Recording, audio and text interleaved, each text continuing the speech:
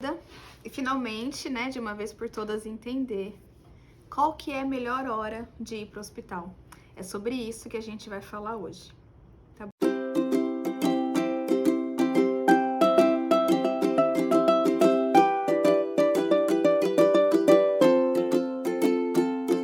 Qual que é a melhor hora de ir para o hospital? Eu tenho certeza que você que tá aí gestante, não importa a sua idade gestacional, em algum momento você se fez essa pergunta. E com certeza, quanto mais no final da gestação você tiver, mais essa pergunta vai ser cada vez presente aí na sua cabeça, do seu acompanhante, das pessoas que estão aí próximo da família. Tenho certeza que você já ouviu várias opiniões, várias coisas.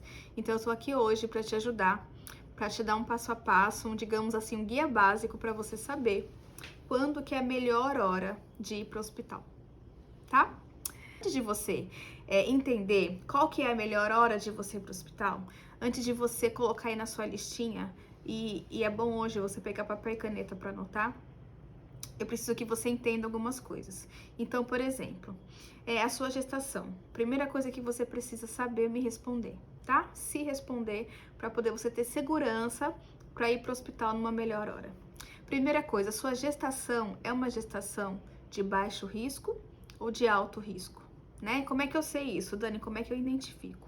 Se sua gestação for uma gestação de baixo risco, significa que você não tem nenhum problema de saúde e nem o seu bebê, que nenhum exame do pré-natal deu alterado, que não existe nenhum risco associado à sua gestação ou ao crescimento do bebê. Então, por exemplo, não tem diabetes, não tem pressão alta. Diabetes, vamos falar disso rapidinho.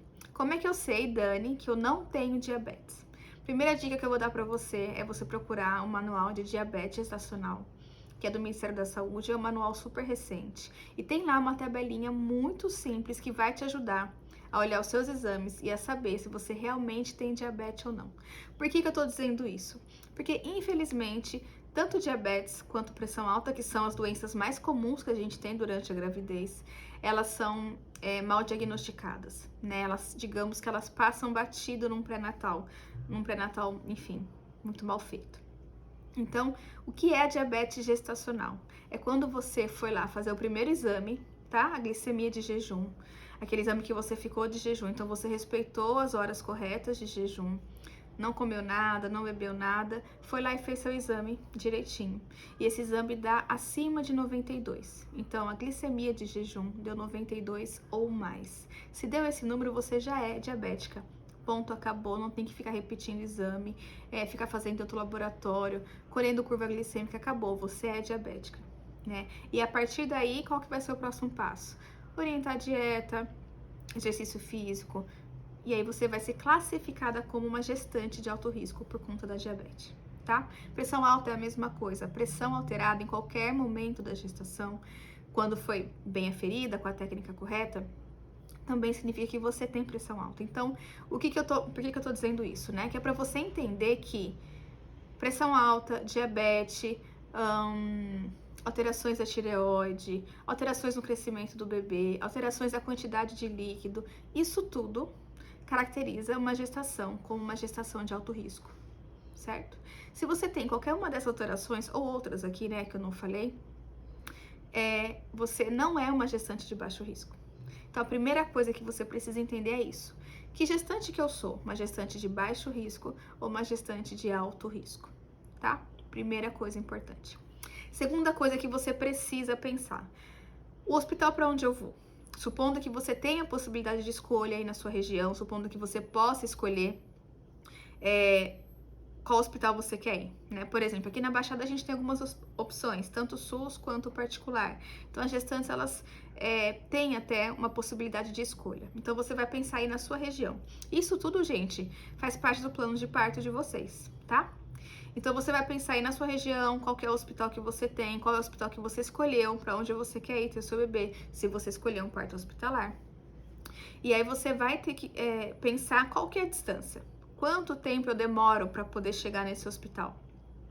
Eu vou de carro, eu vou de ônibus, eu vou de metrô, eu vou precisar de carona, eu vou, né? Qual é o tempo que você demora para chegar nesse hospital? tá? Isso tem que ser pensado no horário de pico, de manhã, final de tarde, ou se for de madrugada, ou se for final de semana. Existe alguma via nesse trajeto entre a sua casa e o hospital que, por exemplo, fecha de final de semana? Então você precisa ter essa noção. Eu demoro meia hora, eu demoro 40 minutos, eu demoro 2 horas para chegar no hospital. Essa é outra informação importantíssima que você precisa considerar na hora de pensar, escolher o melhor momento de você ir para o hospital, tá bom? Então, por enquanto, essas 2 primeiras dicas eu vou deixar para você anotada aí, pra gente poder ir pro próximo passo e definitivamente poder escolher qual é a melhor hora. Outra coisa que vocês precisam entender para poder escolher, né, a melhor hora, é entender de fases do trabalho de parto. É entender o que é pródromo, é entender o que é a fase latente, o que é a fase ativa, né? Por que a gente precisa, e a gente fala tanto dessa importância de você chegar no hospital lá na fase ativa do trabalho de parto? Por que é importante, na imensa maioria das vezes, você chegar no hospital com pelo menos 4, 5 centímetros, né? Umas contrações efetivas, então ali entre uma latência e uma fase ativa, ou já uma fase ativa bem estabelecida, um bebê bem posicionado. Então, por que é vantajoso, né, a gente chegar no hospital num trabalho de parto mais efetivo, um trabalho de parto que esteja caminhando bem? Porque isso diminui o tempo de internação. Então, vamos fazer uma conta. Supondo que a Maria chegou no hospital meio-dia, e vamos falar assim, a Maria e a Ana, por exemplo. Claro que a gente não pode comparar, porque cada mulher é uma e cada trabalho de parto, cada história, né, acontece de uma forma, mas é para vocês entenderem mais ou menos. E as 2 são primeiras gravidezes, tá? Então, vamos supor que a primeira, a Ana, chegou no hospital meio-dia, com 2 centímetros de trabalho de dilatação, umas contrações que vêm a cada 10 minutos, mais ou menos, mas ela tá muito assustada, não tem informação, tá bastante desorientada, a família tá enchendo muito o saco pra ela, falando que ela tem que ir, porque ela vai passar da hora, e ela tá, sei lá, com 40 semanas, certo? Meio-dia, 2 centímetros, né, eu falei, 40 semanas, uma contração a cada 10 minutos. Vamos colocar aqui a Maria, por exemplo, primeira gestação também, mas ela ficou em casa, tomou um banho, ela estava orientada, estudou, tem um plano de parto, ela sabe que ela pode ficar em casa, uma gestação de baixo risco, então ela estava tranquila para ficar em casa, esperou as contrações virem a cada 5 minutos, chegou no hospital com 5 centímetros de dilatação, meio-dia também, tá?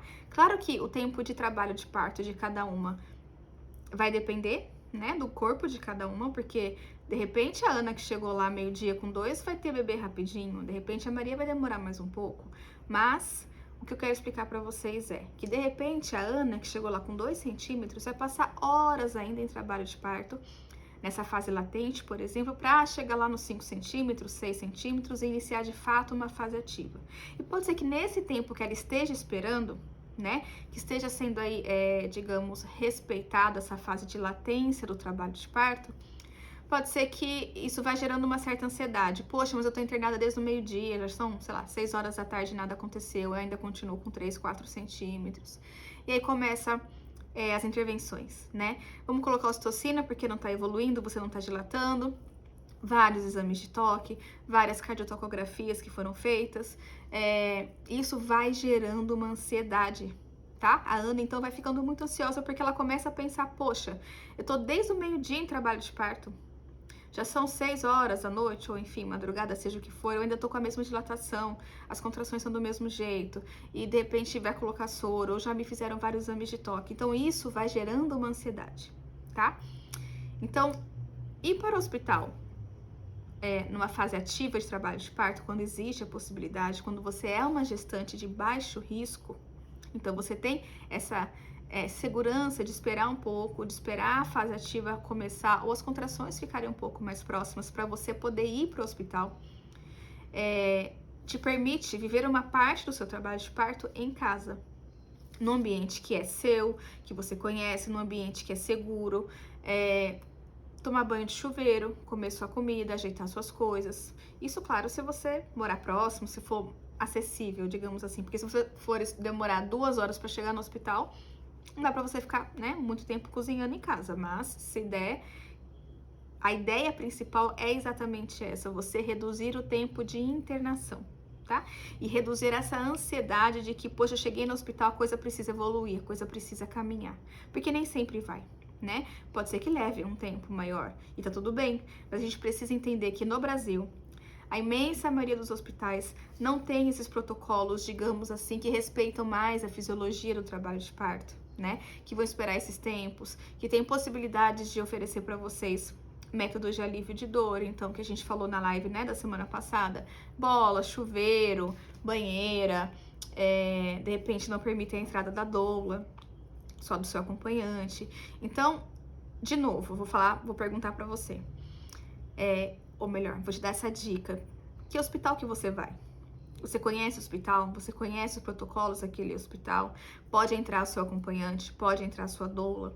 Qual que é a distância que você tá desse hospital, né? A sua gestação é uma gestação saudável, de baixo risco? Então tá tudo bem você ficar em casa e esperar as contrações ficarem mais próximas? Ai, Dani, eu não sei, porque eu tenho pressão alta, tomo medicação e eu não me sinto segura. E tá certo, porque as gestantes de alto risco, elas devem ir para o hospital assim que começam a sentir as contrações ou assim que sentem qualquer coisa diferente, tá? Porque é uma outra situação. São gestações que precisam ser acompanhadas mais de perto. São trabalhos de parto que precisam ser acompanhados mais de perto. Assim como o parto, etc. Não impossibilita um parto normal, não impossibilita uma indução, não impossibilita, por exemplo, um parto natural, mas são processos que precisam ser assistidos mais de pertinho. Então, essa é a grande diferença também, tá? Então, se você tem pressão alta, você tem diabetes, restrição de crescimento, mudança de líquido, alguma alteração com você ou com o seu bebê, isso significa que a sua gestação é de alto risco e que você precisa ser cuidada mais de perto, precisa ser monitorizada mais de perto. E tá tudo bem você começar a sentir suas contrações, pegar sua malinha e ir pro hospital, tá? Claro que você vai antes, e mesmo uma gestante de baixo risco, ela também pode ir antes, se sentir que o bebê não tá mexendo legal, que existe um sangramento, tá? Eu vou falar mais detalhes do trabalho de parto em si pra vocês entenderem, mas que existe um sangramento, ou rompeu bolsa, tá? Rompeu bolsa, você tem que observar a cor do líquido. Ah, é um líquido claro, beleza, ou não, é um líquido que tá amarelo, que tá esverdeado, que tá esquisito. Líquido que tá claro, tudo bem, né? Você não precisa sair correndo, mas é um indicativo de que pega suas coisas e vai até o hospital com calma. Saiu amarelado, esverdeado, uma cor estranha, um cheiro ruim, vá ao hospital rapidamente para você ser avaliada, tá? Então, existem algumas coisas, alguns, digamos assim, sinais de alerta que a gente deve ficar atento. Então, por exemplo, dor de cabeça, dor na nuca, a vista estranha com os pontinhos brilhando, uma dor muito forte no estômago, coisas que você não sentiu, você começou a sentir. Isso tanto para mulher que tem pressão alta quanto para mulher que não tem pressão alta. A diabetes também pode dar alguns sintomas se você faz hipoglicemia ou hiperglicemia, então seu açúcar abaixa demais ou aumenta demais no sangue. Então, qualquer sinal de alerta que você tenha, e eu espero que você esteja recebendo essa orientação no seu pré-natal, isso é indício de que você deve ir para o hospital imediatamente, não há discussão, certo?